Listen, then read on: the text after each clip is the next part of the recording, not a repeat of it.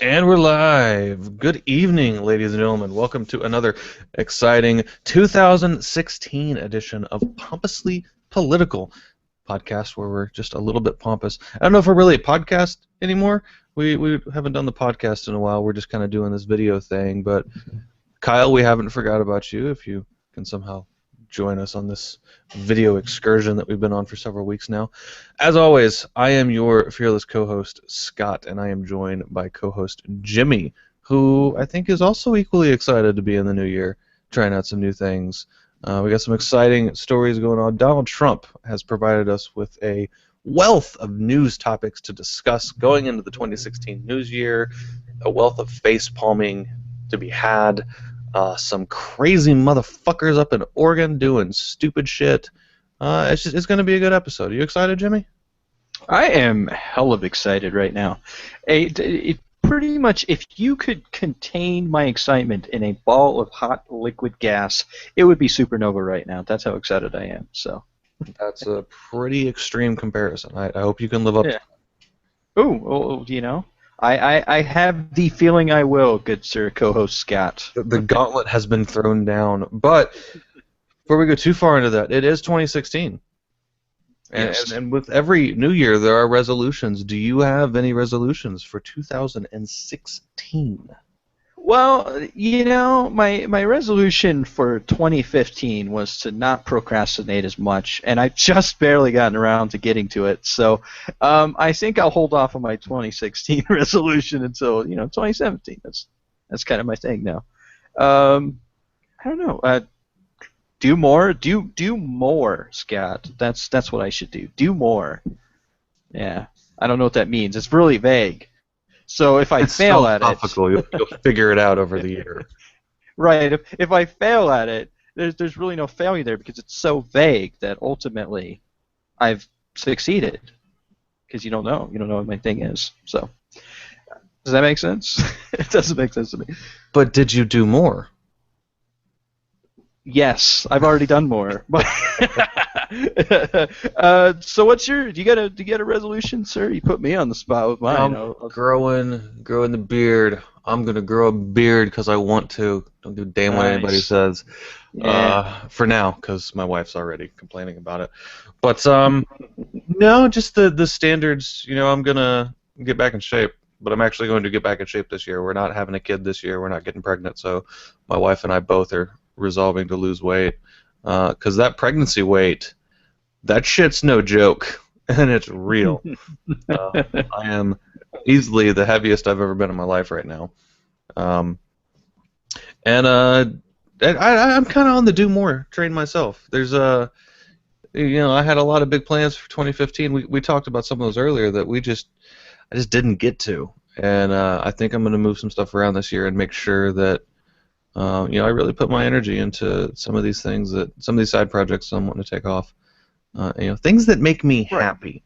Instead of trying to wear a suit and tie and making everybody else happy, I'm going to put some energy into things that make me happy. That's beautifully said, sir. That is the way it should be.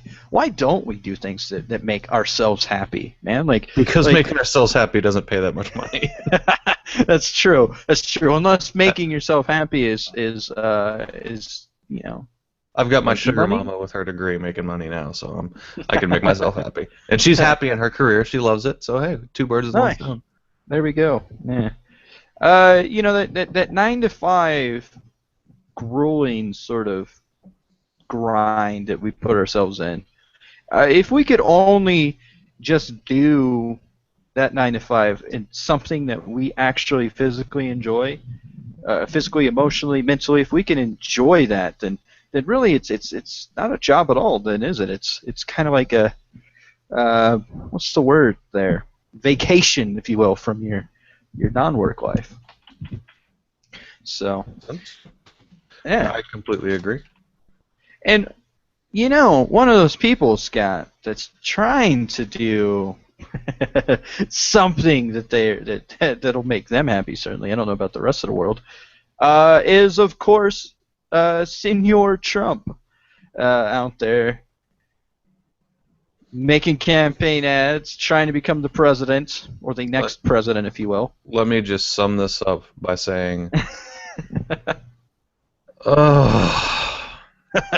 Can we just take a minute for a collective facepalm amongst us all? Just put our head in our hands, ladies and gentlemen, and just go, why? Why does this person exist? Is this some sort of like April Fool's joke that's gone awry, and nobody has admitted to it yet? Is this what this is? Is Trump going to be sworn in as the next president? Halfway through, he's going to pull a zipper down his forehead and turn into like a completely different person and be like, "Surprise, bitches!" Like, man, I'm waiting for the punchline. And especially after seeing his most recent campaign ad that really takes all of the ignorance that has been displayed by his campaign, by him, by his whole staff, and it just really puts it center stage. For those of you that haven't seen it, I don't know that we're going to be able to pull it up. We still have some technical issues to work through on that end. It essentially takes all the one-liners that he's thrown out about Obama is corrupting the nation or the government. It's all Obama's fault. Let's ban the Muslims. The Mexicans are going to destroy us all. You kind of all of those, and just throws it into one 30-second ad, and then just throws it out there. And then rather the best quote I've heard so far in all the punditry going back about this is that he really kind of doubled down on the stupidity. I mean, he had a chance there to maybe. I don't really know what you expect to add in a campaign ad, but maybe there could have been some clarity. Maybe there could have been a little bit more thought put into one of those subjects so that we could see a little bit more than, let's just ban the Muslims. Something along those lines, rather than just rehashing the same shit he's already said and everybody's already heard. Maybe he could have done that. I don't know. I don't make campaign ads. That's not my department. What I can say is that, once again, we come back to a point where anybody who thinks that you can solve problems in the modern era with one-sentence solutions, let's ban the Muslims, clearly has no concept of what the problem actually is. Because if the problems were that easy to solve, we'd have already solved them. Right. It's just ridiculous. It's kind of like I don't know. It's how do we have somebody that is blatant, unabashed, just racist? Okay, let's come out and throw that out there. Racist. He doesn't like the Muslims. He doesn't like the Mexicans. He doesn't like anybody but white people at this point. He says he's going to get the black vote 100%. Yet he keeps making comments that are derogatory towards black voters. Of course, he's one of the people calling the Black Lives Matters people thugs. That's not going to win over the black vote, and so forth.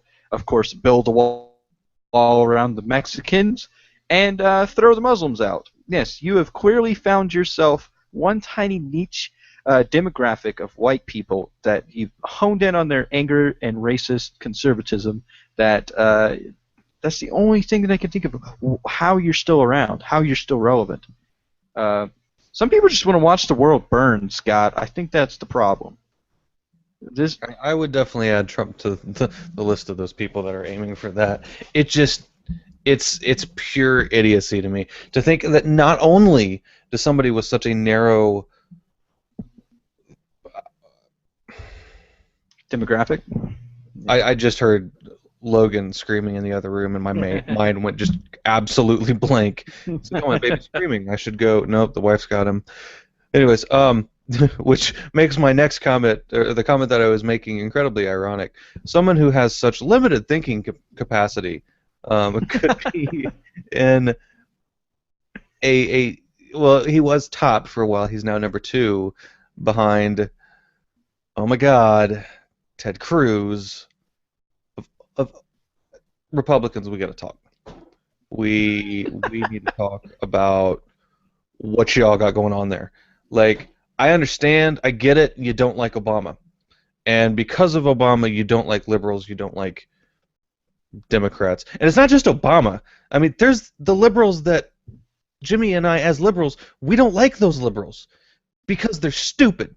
Because they're the people that are offended over every little thing, and they just throw a bad shadow over everything. I get it. I get that you're mad with them.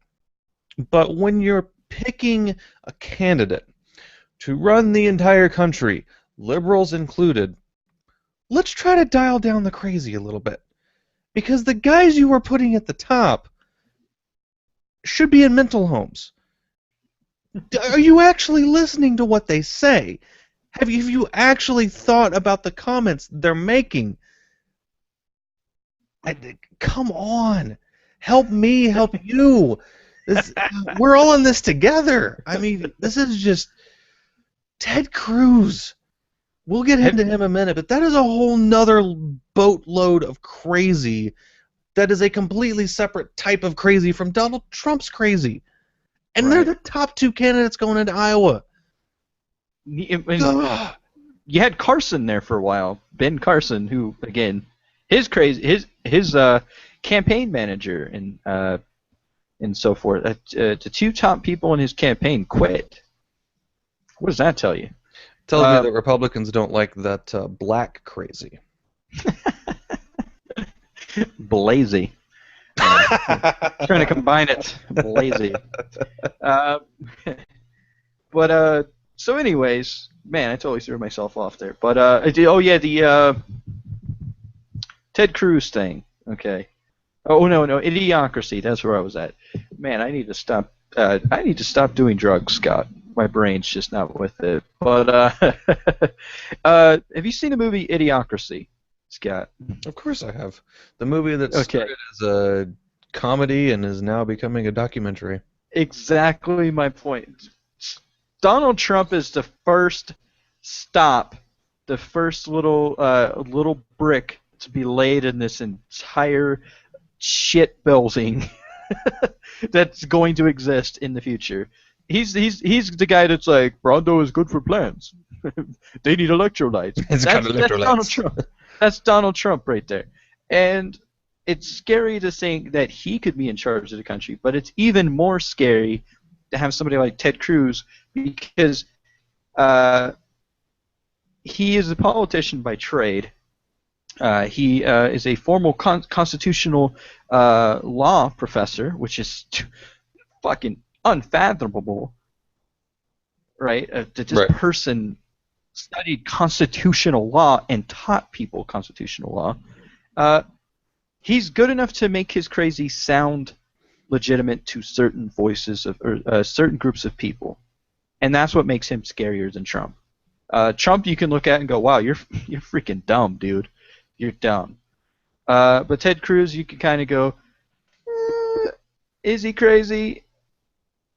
Of course he's crazy, but he makes his crazy sound at least a little bit appealing, or at least better than Trump.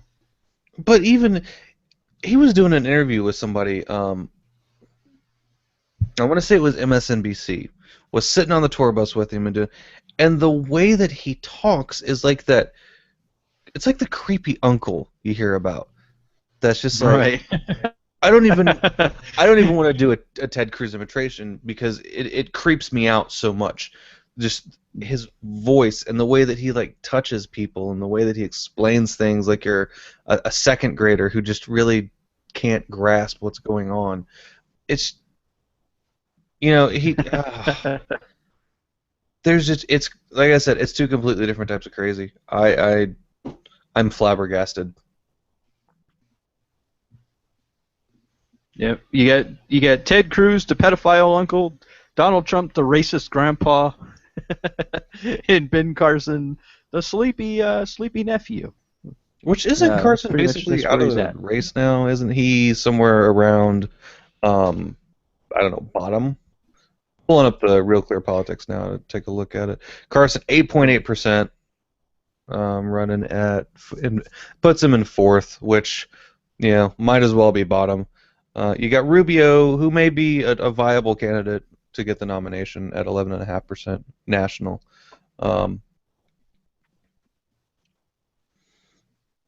Republicans, what are you guys doing?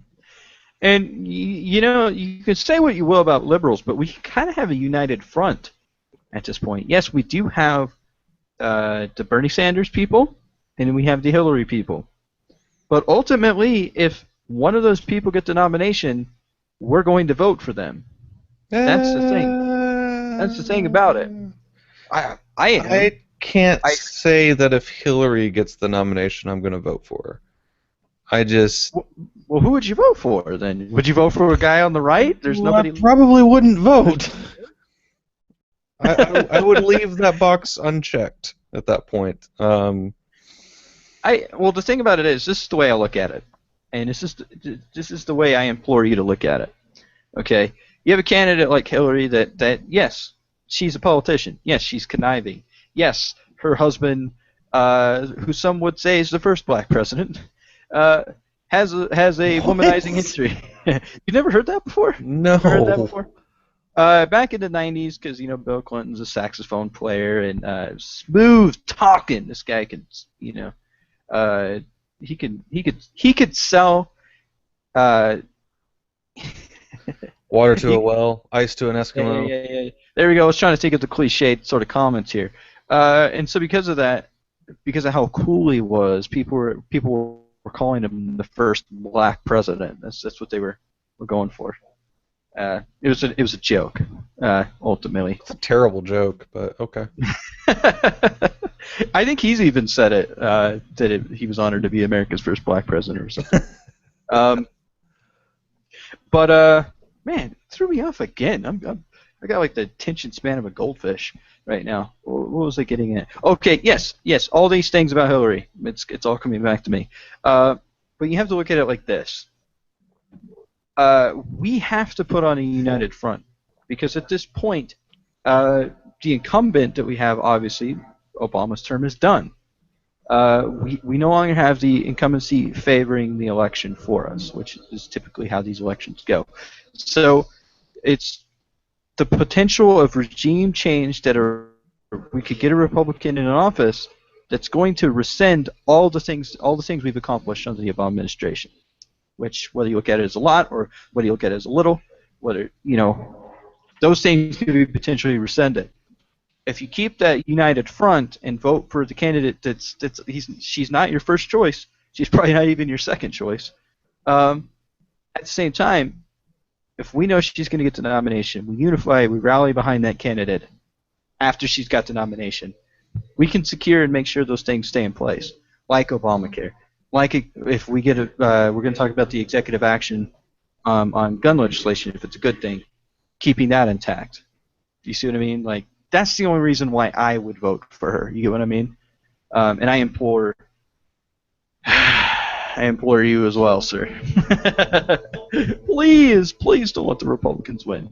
That's my. I don't think I'd go that far. It all hinges on you, Scott. Is what I'm saying. The universe hinges on you. But it does, because there is a world. large portion of, I guess, the Democrats on our side that do think like me. That I'm all about Bernie. If we can get Bernie in there, then absolutely. If we can give Bernie the nomination. If we don't get Bernie, I'm not all about Hillary. I don't trust her. She's just as bad as the Republicans are. She's just more progressive about it. She's a Romney. That's what she is. She's a Romney. She is.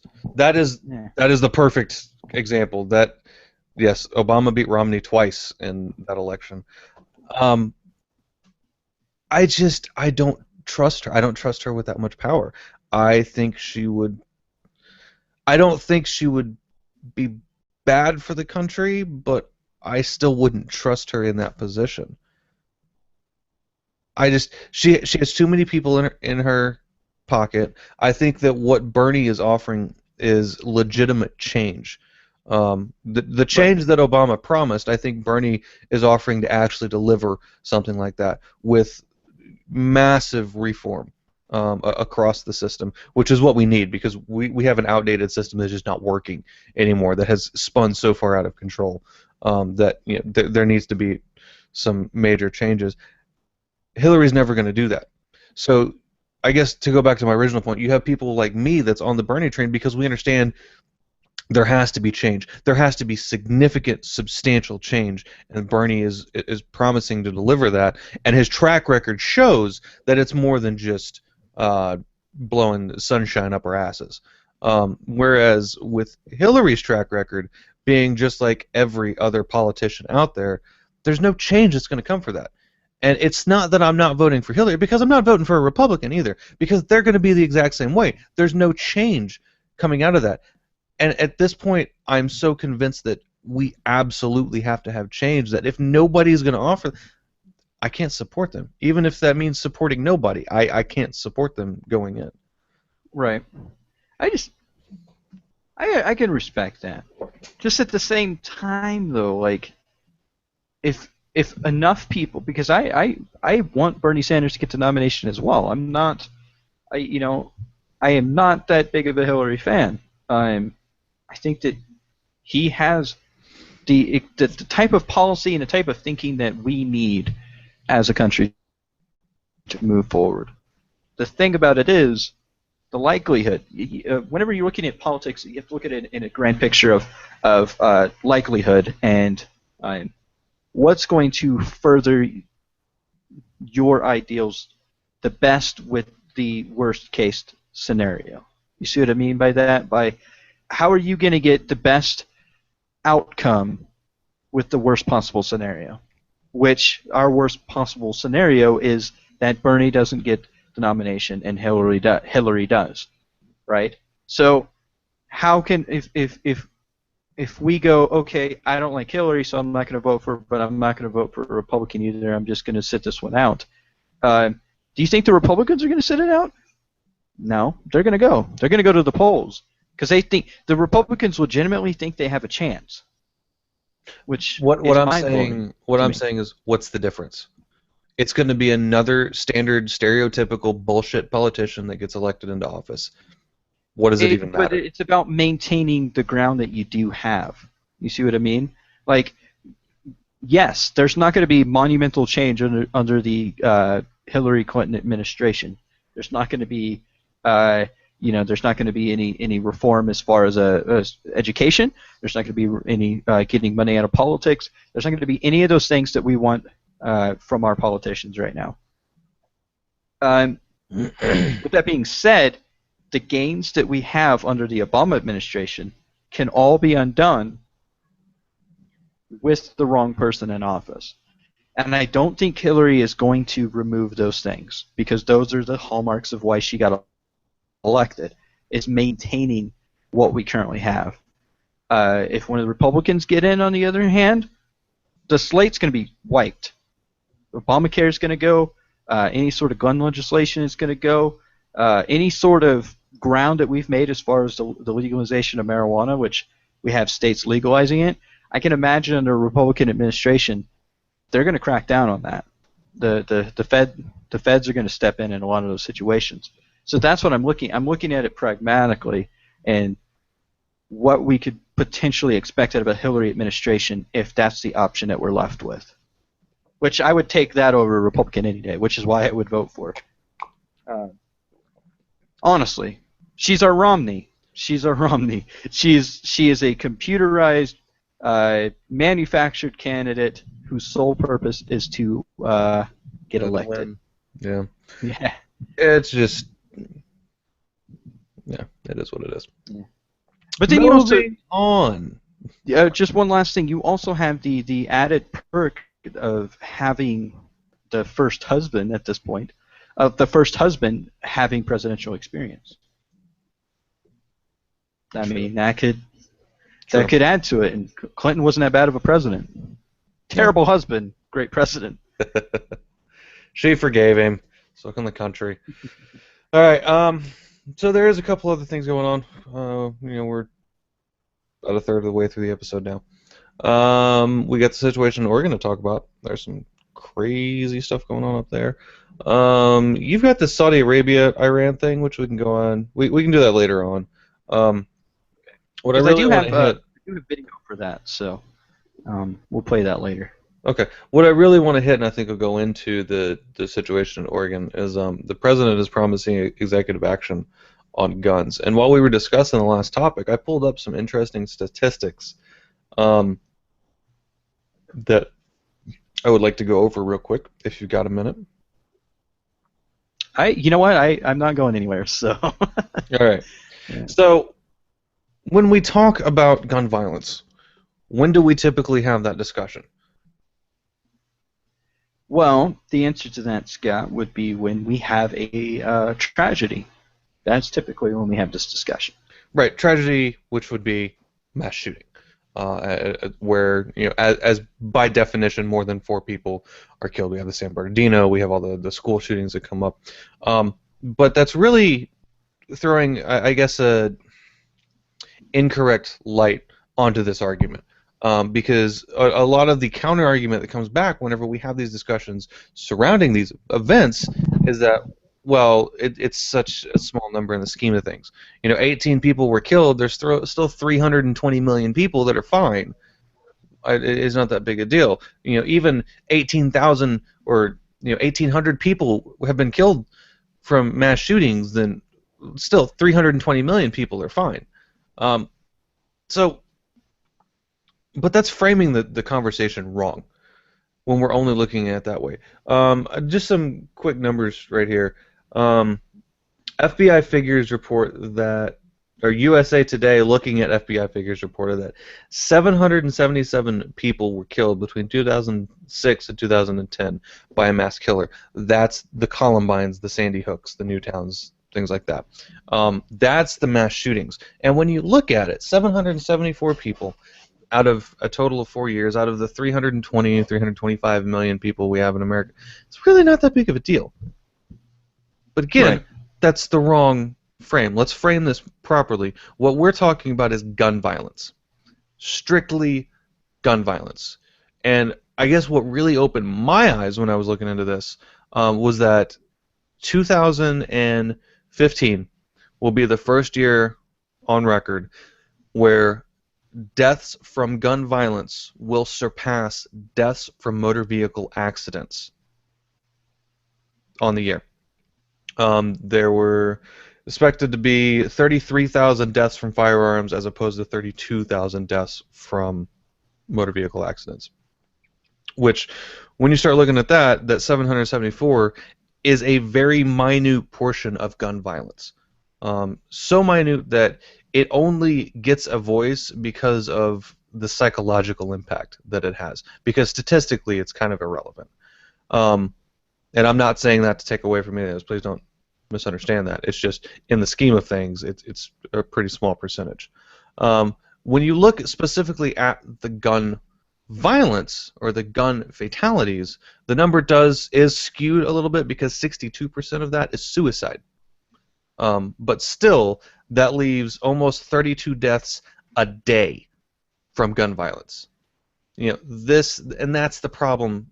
That's more properly how it needs. That's how it needs to be framed more properly. Yay, English tonight. We're not just talking about the 18 kids that died or the 18 people that died in was it 18 in San Bernardino? Or the 23 in Sandy Hook. The Colorado movie theater shootings. We're not talking about. We're talking about all of it, and that's why that needs to be changed. And I have been a, I guess, staunch proponent that gun laws isn't going to change anything. Everybody needs more guns. I'm starting to come around. When I look at it this way, it makes a bit more sense why President Obama has now decided that if Congress is not going to do anything about this rising problem that is becoming a bigger problem than automobile accidents, then he's going to do something. Now, I don't have the specifics on what he's going to do. Do you have that? Can you share? I was trying to pull it up on the specifics, and I can't find anything specific as far as what his executive actions would entail. I did see something earlier that was speculating that he would increase the accountability for background checks is for individual purchases, like just not just at a retail, but also at like gun shows and stuff. Closing the gun show loophole sort of thing is what I got out of it. Um, Personally, what I would like to see is having something like a national registry. As much as an invasive sort of thing to some people that would be, I think that it is a smart move, because if you have your gun registered in a national registry, here it is, and something happens with that gun, they can look at it afterwards and go, okay, were the proper steps taken by that person? Did they sell this gun legitimately? Did they do this? Did they do that? Uh, that's the sort of culture we need to enforce. Okay, the laws that we have, there's no follow through. That's the problem. And in order to have a system that has a little bit more follow through and a little bit more teeth, if you will, to enforce these sorts of things, there needs to be some sort of way to hold people accountable, and that would be in the form of some sort of registry, I think. I don't know if that's what's included, Scott. I think that we'll have to post something on the Facebook as we get the more information on the executive action, but I think it's a right step. What you're seeing, this is what's crazy about politics, and what's part of the problem, is you have a president, particularly President Obama, who has spent his career. He's been doing kind of like piecemeal sorts of things. It's aside from Obamacare, he hasn't really rocked the boat too much policy-wise until his last 2 years of his term. Okay, now that he's getting out the door, he's cleaning house, and that's what happens typically with politicians, because he's done. He can't run anymore. What's left for him to do but do all the things that would have originally got him not elected again? So you're seeing things like executive actions on immigration. You're seeing things like executive actions on gun control. I would even hope to see something on Guantanamo Bay. I think that would be interesting. I think he's making the right move. I think he's. Did you mention the loopholes that he's trying to close? Yes. Okay. Sorry, I'm still reading through closing this. the gun show. Yeah. So closing the gun show loopholes. The gun show loophole is there. There's also calling the internet loophole. Right. Where basically, you don't have to go through the background check to buy them online, which that will be stopped. But the other big thing is that they're going to be modernizing the National Instant Check System, which is, I guess, where they call in to do the background checks. Right. And sorry if I zoned out. You didn't hit this part of it, right? No. Okay. Basically, the statistics on that right now, 63,000 requests a day, and every single one of those requests requires a phone call. If you don't get a phone call in 3 days, the sale is made. So you have 3 days to handle that. So in that period, there's 189,000 phone calls that have to be made. That's an absurd number. So they're going to turn that into an automated system. And it's also important to note that Dylan Roof, the shooter from Charleston, South Carolina, he got his gun through this loophole. That he should have been stopped, but they didn't make the call within 3 days to stop the call, to stop the sale. Right. So it's not this dramatic, he's taken our guns bullshit that I'm sure the conservatives are going to start crying about. They've already started. Yeah. I did condemnation from at least the Republican candidates about how he's acting like a king and all that, the typical anti-establishment But rhetoric. isn't this the same path that they said they were going to take to repeal Obamacare? Isn't it the same concept? Now you're getting it. Day one, I'm going to take executive action and I'm going to repeal Obamacare. Okay. Well, you can't have your cake and eat it too. Pick one. Either you support executive action or you don't. Not to mention the amount of his executive actions that President Bush took during his administration. The amount of executive actions that Clinton took, the amount of executive actions that then Bush Sr. took, Reagan took, Nixon took. All the presidents take executive action when they can't get movement on something. That's what happens. It's a tool that is used by politicians, by the president. and they only cry foul. Let's be fair. Democrats cry foul when Republicans do it. They only cry foul when it's not working in their favor. Right, right. And again, let me say this again. Let's be perfectly clear. Nobody's taking your fucking guns. You're Right. keeping your guns if you've already got your gun. I know, Jimmy, you had mentioned that you would like to see the registration, but that's not what I'm seeing mentioned here. Right. That's just wishful thinking. That's just something that I think needs to take place. But again, I've vocalized on here. I've even argued online about it. I am not anti-gun, and Scott's not anti-gun. We're pro accountability for those guns. You know, Right. even with the open to carry that just took place in Texas, that's just started this past month, and I have no problem with it. Carry. The only time that I don't like open to carry is when you're carrying an AR-15 on your back, because then you just look like a jackhole. Right? Oh, look at you trying to be all politically correct. Yeah, trying to. But this thing, you get what I'm saying? That's scary to me when you're roaming around with an AR-15 on your back. Right. Wow. Just carry a handgun, and I'm completely fine with that. Carry your handgun. I don't give a shit. But at this point, and I guess going back to the main point that I was making, to bring this conversation full circle, 33,000 deaths are expected.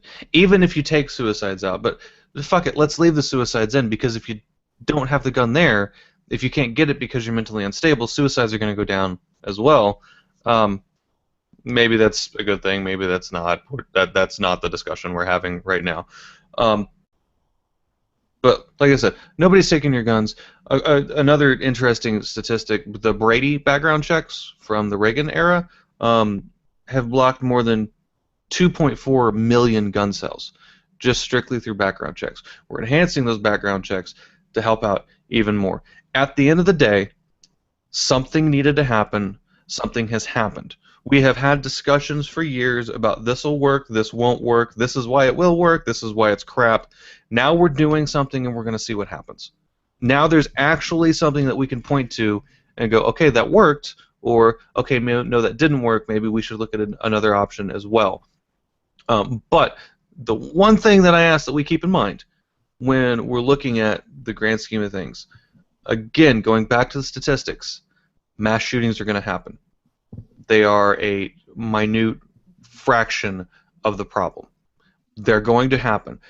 The next time a mass shooting happens, do not stand up and shout that the Obama background checks aren't working, because that's not the point. The point is the other 32,000 gun deaths that are happening. If you cut into that, then they worked. Then this executive action worked. Keep that in mind. And again, it's piecemeal. What you're seeing is not a sweeping sort of thing, as if obviously this would be the Armageddon for the nation if Obama was like, yeah, we're taking all your guns. It's happening. Sorry, guys, lost your privilege. Okay, if he was to do all that, and then right, well, yeah, let's say that it magically happened and poof, all the guns. He takes all the guns successfully. And then we still have gun violence take place, and then we still have school shootings happening and mass shootings, then you can go, okay, what you're doing is not working, right? But this is piecemeal. Getting my guns back. Yeah. Right. This is piecemeal. This is something that's like, okay, we're going to take this step and see what happens. If this doesn't work the way we need it to, we're going to take another step. He's doing it and so forth, so he's laying the groundwork for potentially more effective gun legislation, adding onto the gun laws that we currently have and patching those up. I think it's what he's doing. Like I said, I would like a gun registry. I think that that's a step in the right direction, and maybe we'll see that in the future. So. Indeed. Now, speaking of crazy people who don't need guns, Cliven Bundy's son. Right. What Yeah. are they even trying to accomplish? Well, let's back up and go. I'll let you handle this one, because again, mind is boggled on this one. Okay. So, if you haven't been following this, ladies and gentlemen, what's been taking place is at the Malheur National Wildlife Refuge in Burns, Oregon is the place. It's been taken over by Ammon Bundy, who is the son of Cliven Bundy, of the guy who was the conservative hero back in 2014 because he was challenging grazing rights. He hadn't paid grazing fees on BLM lands for over 20 years, and so they were threatening to take him to court, take his cattle away, and so forth. And then this group intervened and pointed AR-15s, assault rifles, and so forth at federal agents. This group is back, and of course they've taken over. They've occupied this office in the Wildlife Refuge, which has like a museum and so forth. It's just like an office sort of thing. And they're all armed with AR-15s, of course, claiming to be doing this for these two individuals. I can't remember their first names, but the last name is Hammond. They're these individuals that were brought up on charges of federal arson because they were conducting controlled burns on BLM lands to protect their own lands. Of course, it was unauthorized, and I think it even caused some forest fires because it got out of control. They ended up getting sentenced, but the sentence was under the federal minimum for the crime that they did. So the judge then ordered that their sentence be increased to the minimum.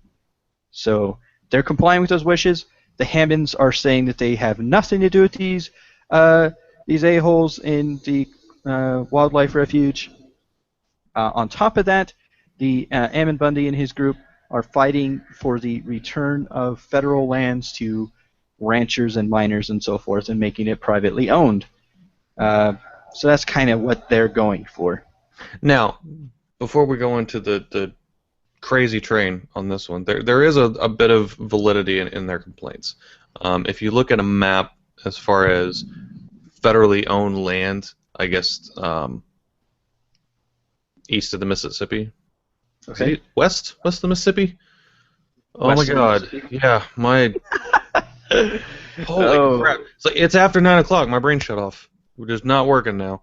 Let me see if I can pull up a map while you're talking about this. There is an absurd portion of the land west of the Mississippi that is federally owned, especially when you compare it to the land east of the Mississippi. I'm talking, there's one map in particular that it shows it all in red, where literally entire states are just covered in federally owned land. So there is some validity in making this a request. I have a map here. I'm going to go ahead and pull this map up, screen share it, and then I can actually speak a little bit about this as to why this map exists the way it does. So let me screen share real quick, and hopefully this is the map that you're thinking of. Is this the map? Can you see it? Yes, it is. Okay. Now, for instance, you see all this red right here. This is all federal. Look at you get this little tiny bit, Scott, in your state. What you're seeing here, these are all the federally owned lands. Now, if you look at my state of Idaho, you see this part right here, this deep red. It's kind of what this is called the Idaho batholith. Okay, the Idaho batholith is a mountain range that is, the mountains are inhabitable for ranchers and so forth. Nobody lives there. It's inhabitable or uninhabitable? Uninhabitable. You can live there, but you're kind of remote. You're cut off because there's no roads through that area because of how jagged the mountains are, how the terrain is, because the terrain is so extreme. It pretty much cuts the northern portion of the state from the southern portion of the state. So you're telling me that 85% of Idaho is uninhabitable? Right. This whole section right here is called the Idaho batholith, and it's nobody lives there because there's no reason to. There were mines that, see, all the mining takes place up here in the northern part of the state, right about here, and then all the agriculture takes place around here. Okay. This whole section. Okay, that makes sense for Idaho, but look at Nevada. You can't tell me that 95% of Nevada is uninhabitable, that people only live in Reno and Vegas. Now, look at Arizona, look at California. I mean, look at all that space. what you're also seeing on this map, the way that I'm interpreting this is you have federal lands, but my assumption is, and I'll have to look into this to make sure I'm 100% correct, but looking at this map, you're also figuring in federal reservation lands as well. Okay? That would explain to me why Nevada is mostly covered like that. The other thing about it is that during the Roosevelt administration, there's a huge push for conservation parks, preservation parks, national parks, landmarks, and so forth. The reason why you don't see all that out here is, number one, there's not that much space. You're more condensed with your population. There's not as much population out here in these states as there is in these states. So there's not that much space. That's why you have these little tiny red dots. And most of these are monuments, like a Civil War monument, that sort of thing. That's what that, like, I think right here might be Gettysburg, I want to say. No, Gettysburg is Pennsylvania. Gettysburg, isn't it? Is it in Pennsylvania? Yep. There's a huge battle that was taking place over here in this area. I'm pretty sure it's a Civil War memorial that's around this area. You also have the Smoky Mountains and so forth. Yeah, let's say I know it's the Smoky Mountains, but right. Anyways, I'm obviously off on that area, but you have large, like, Montana empty. Why? This whole area of Montana should all just be given to wildlife because it's empty. There's not that many people there. Living in Washington State, I lived around here. Indian reservation. That's what that is. That looks to me like where the Indian reservation is that I lived on. So that's where I'm getting that sort of that maybe this has Indian reservations on there, and that's why it looks so dramatic. I would be curious to see what these red dots actually represent. Why is it, why does it? It's still an absurd amount of land to be taken by the government and not, okay. Anyways. That's not the point. The point is that, to some extent, there is a little bit of validity to what the Bundy dude is saying. However, this is where we get into it. This is not how you get things done. This is how you get locked up and your cause dies. Preach, brother. Because that is literally what's going to happen.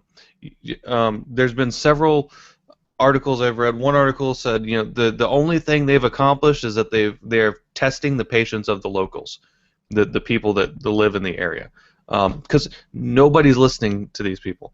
At this point, I think it's set kind of a bad precedent because they've been able to do this and the government hasn't responded. There are a lot of comparisons to Ferguson and Baltimore about, the National Guard was called in pretty quick on that shit. Right. Granted, those are major population centers with millions of people involved, or potentially involved, whereas we're talking about the middle of fucking nowhere. It's still an apples to apples comparison here. It's still an armed insurrection. It is, and there needs to be a response, and it needs to be a hell of a lot quicker than it has been, because to date, to my knowledge, there still hasn't been a response. They did say, still up there. They did say that they are shutting the power and the water off to them. Okay, that's a big thing.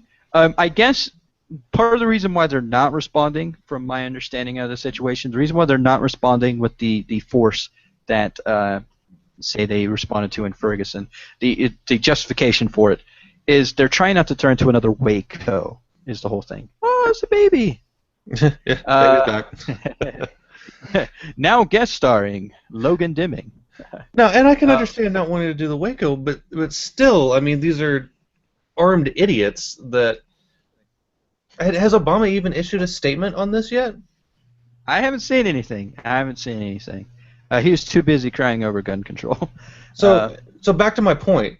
Once something happens and people go in there and these people are taken out, you're going to jail. These people are spending the rest of their lives in jail. There's no doubt about that. Well, they just see it's federal. Not only did they take this area over, but they're all armed. So they're open to carry. They're concealed to carry permits. All gone. They are now. This is a felony. What they're doing. So they're no longer going to be even gun owners now.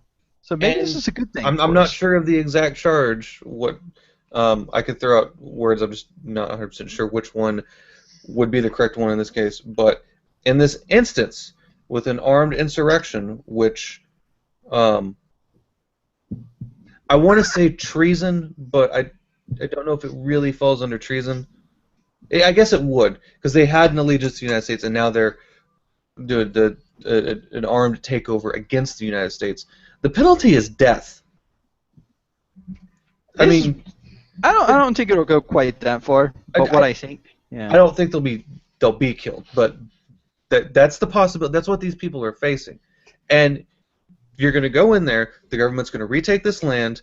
They're going to say, okay, this is what happened, blah blah blah. This is what's going to happen, and nobody's ever going to talk about this issue again, because any time that you bring up this issue now, you have to talk about these assholes. Right. This issue is dead. You've killed. This is not how we do things in America. Write your congressman. Become a congressman, for fuck's sake. Don't Right. grab your Dude. guns and go take the federal building.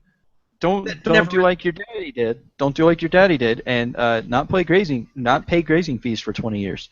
Although you could consider him not paying grazing fees for 20 years, you could consider that civil disobedience. What they're doing what Ammon Bundy is doing in Oregon is it's armed insurrection.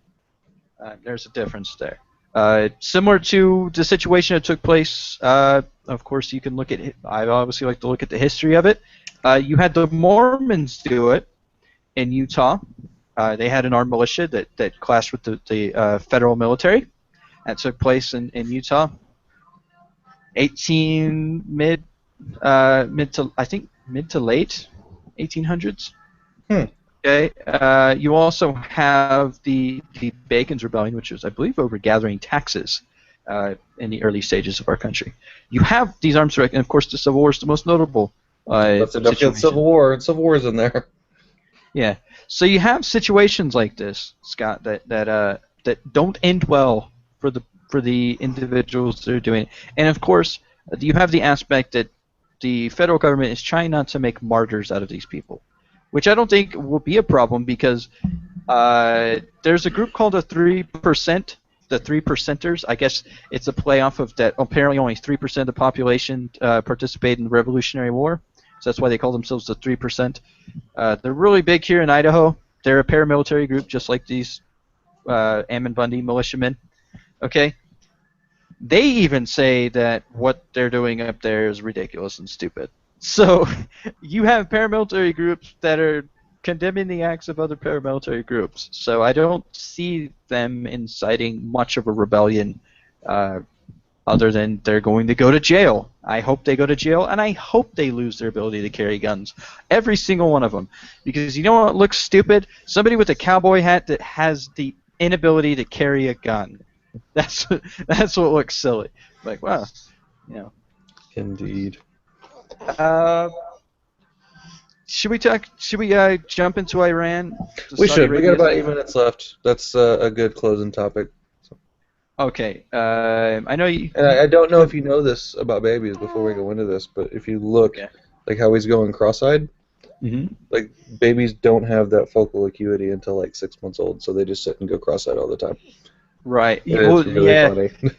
It's funny. It's funny you mention that because my buddies, when Eric, when he had his daughter Fern, she's a cute baby, but she grows on you. But initially, because she was all cross-eyed and stuff, and I'd never seen a baby do cross-eyed like that. I was like, I hope that corrects itself, and then it has. She's adorable. But yeah, Eric doesn't hear you say that. That's a terrible thing to say about a kid. Oh, she'll grow on you.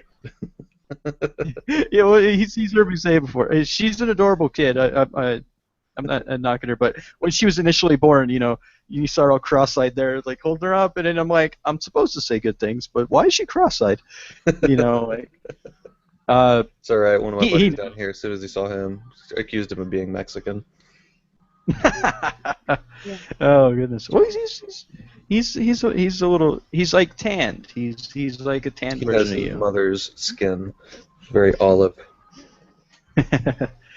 Olive skin. There we go. Yeah. See. Yeah. All right, so off of You're starting to look pale like me, in comparison. We got to talk about Iran, so you got to go for a little bit later. So while Scott is taking care of the little one here and passing him over, the situation between Saudi Arabia and Iran, they're basically what some would consider the Sunni and Shiite powerhouses of the Middle East. The situation between the two countries, diplomatic relations between these two countries has been strained because Saudi Arabia just executed on Saturday a prominent Shiite cleric by the name of Namir al-Namir. And Namir al-Namir was an outspoken critic of the Saudi Arabian government, pushing for democratic elections and so forth.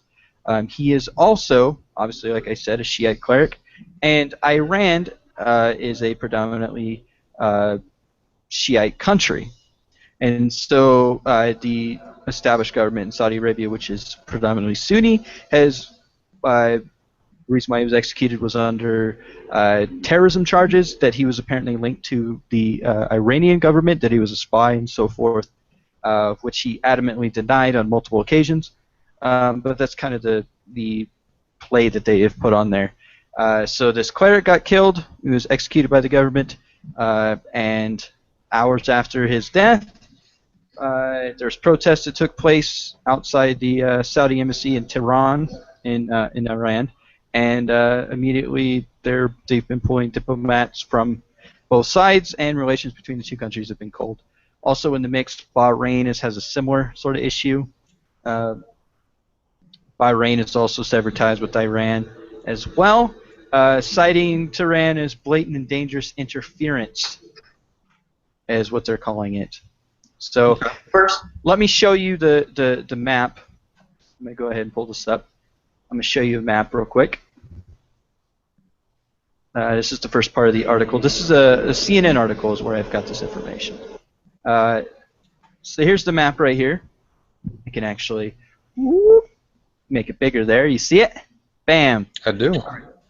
Now, what you have here, these three orange countries, because you have Lebanon over here, and I guess this little tank area here is Bahrain. These orange ones, those are the Shia countries. These are all Sunni. So Sunni is clear majority here. And what you see right here, these are the two powerhouses, Saudi Arabia and Iran.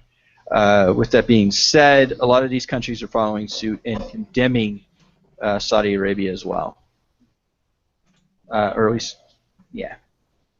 So here's a little video. This is from CNN on the issue. I'll kind of make it full screen here once we get the video going. How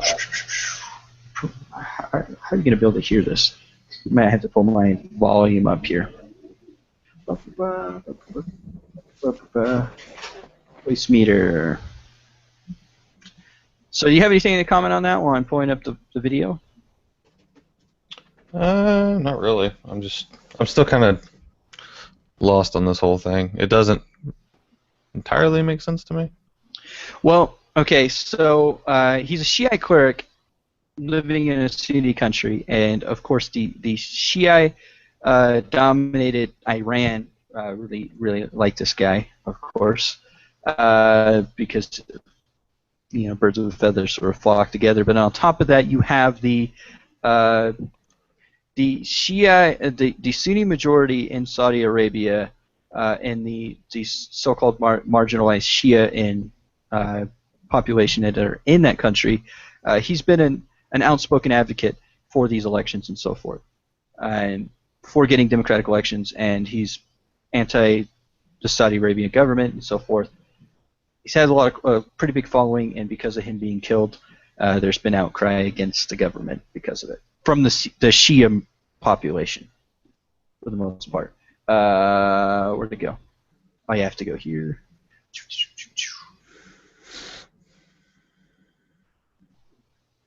And default voice meter. Let me know if you hear this. Do you hear this? You hear that? No? Okay. Now Started to for a second, but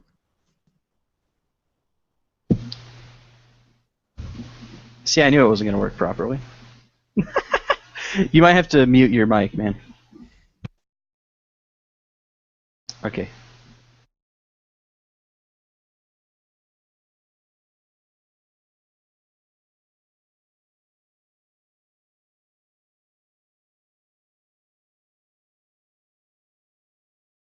or anything.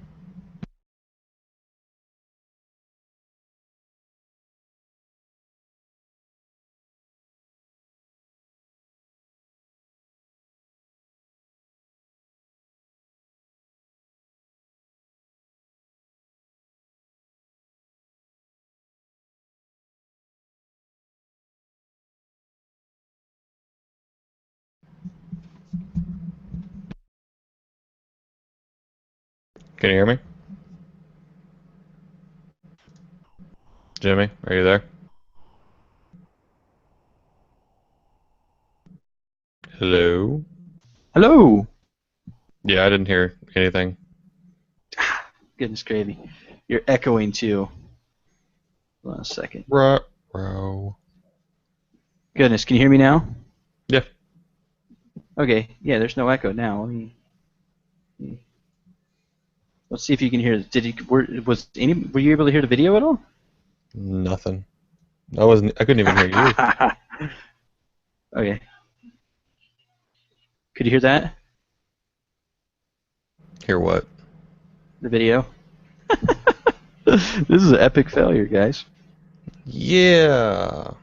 About that. So Anyways, we I tried. are out of I time. tried. It was a valiant effort, Jimmy. Valiant. And this will be a lot easier once we switch to the new format. So just so you people, ladies and gentlemen, so you know, we are switching to a new format in the next, I want to say a couple weeks. It might be a month or two, just with everything that's going on, where we will be able to feature segments like this, and they'll work. They'll actually work. Well, then on top of that, you'll have multiple locations you'll be able to watch us. Of course, you'll still be able to watch us on the YouTube feed that will be taking place every we'll have to discuss a different day because of school. But so when we get to the day down, then we'll put that information out. But you'll still be able to get the live feed. You'll be able to get us on the Polypompous website. You'll be able to access through Facebook. There'll just be more broadcast television, at least in the local level, and so forth. So. Alrighty. Well, that being said, thank you for joining another edition of the Pompously Political podcast. I love how the more that we've talked, the more my camera is like coming down, even though I would keep adjusting it up. Like that's been driving me nuts, but I've resolved not to fix it in the middle of the episode. So, anyways, what do you think about Donald Trump and his campaign ads? What do you think about Ted Cruz and his crazy, creepy uncle crap he's got going on? How do you feel about Bundy Jr. up in Oregon causing trouble? What about your guns? What do you think about? Do you have guns? Let us know. Tweet us at Polypompous. Come check out our webpage at polypompous.com. We are also on Facebook at Pompously Political. As always, I am Scott. Take care. Keep thinking. Have yourself a chilly January week. Fuck that cold.